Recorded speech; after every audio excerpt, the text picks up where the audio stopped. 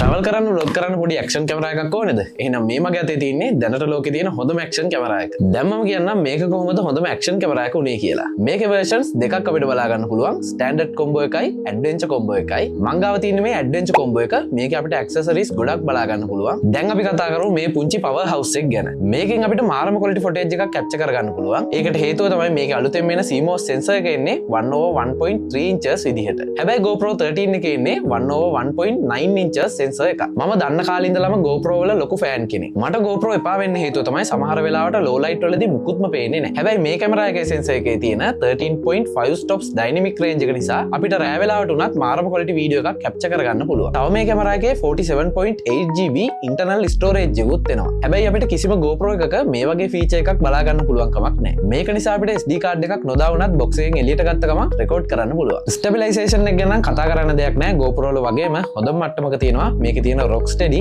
stabilization එක. මේ camera එක අපිට කිසිම කේසින් එකක් නැතුව මීටර් 20ක් වතුර යටට ගෙනියන්න පුළුවන්. තව අපිට මේකේ milliampere 1950ක බැටරි එකක් එන නිසා 4K 60 fps වලින් පැය දෙකක් විතර එක දිගට shoot කරන්න පුළුවන්. මේකේ තියෙන තවත් විශේෂම feature එකක් තමයි මෙන්න මේ subject tracking කියන්නේ. මේකෙන් අපිට පුළුවන් කැමරා එක horizontal විදිහට තියලා අපිව track කරන vertical video එකක් shoot කරන්න. මේ වගේ දෙයක් ඔයාලට ගොඩක් වටිනවා ඔයා solo traveler කෙනෙක් නම්. ඉතින් මේ වගේ තවත් ගොඩක් features මෙන්න මේ පුංචි කැමරා එකේ